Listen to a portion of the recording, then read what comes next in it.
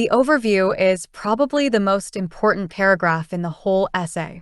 In fact, as we will see later in this post, it is very difficult to score 7 or above without a good one. An overview is simply a summary of the main or most important points in a graph, chart, process, or map. It is normally 2 to 3 sentences long and should be the second paragraph you write in your essay. As we will see below, it also influences what you write in the rest of your essay. Learn how to write a good one, and you are much more likely to get a high score. What does the examiner want? An overview is one of the first things an examiner looks for because it shows them that you can identify the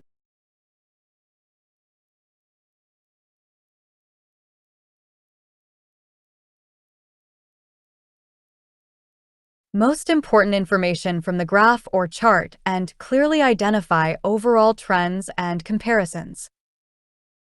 If we look at the official marking scheme, we can see that the word overview is mentioned 3 times. This means that to get at least a 5 for task achievement, we must give some kind of overview. If we do not give any overview, we will always get below a 5.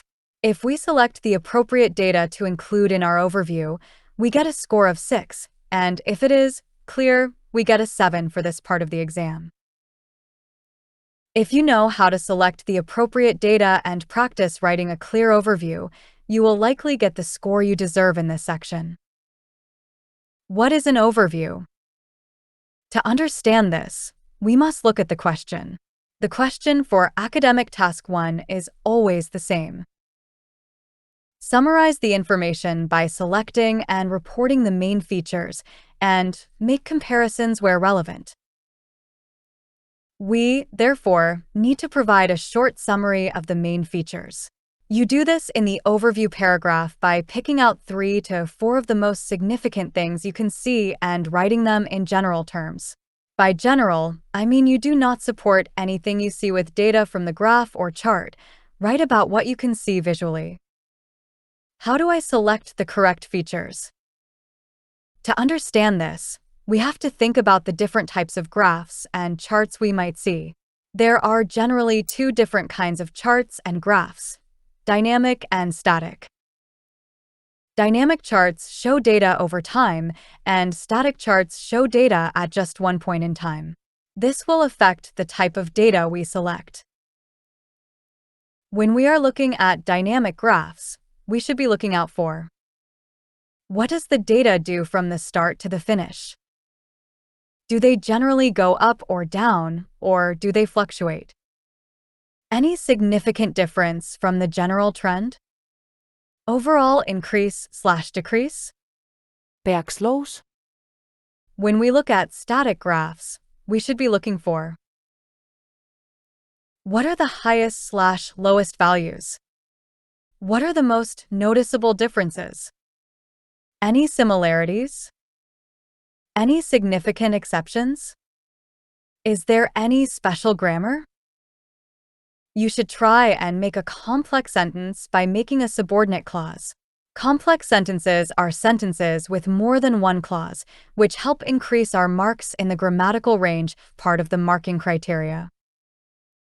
You can easily make a subordinate clause structure in the overview by joining 2 pieces of information with the words while, although, with, even though, whereas, or and. However, make sure you know the meaning of these words and how they are correctly used in a sentence. How does an overview fit into the rest of my essay?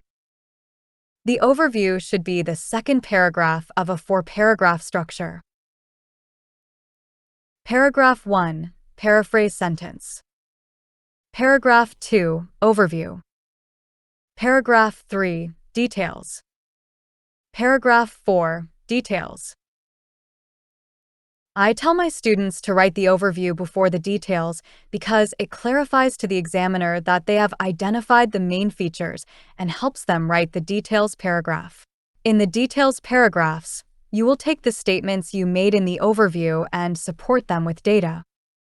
Shouldn't I write a conclusion? No. Conclusions are really a summary of what you think or opinions. This is not an opinion essay, and you do not need to write a conclusion. Save your conclusions for task 2. Example. Below is one final example following the structure I used above. I have highlighted the overview in yellow. Notice how I have picked out the most significant / noticeable / important features and talked about them very generally in the overview. I have not used any data in the overview. However, I have taken the features from the overview and supported them with data in paragraphs 3 and 4. Source: Cambridge English IELTS Past Papers.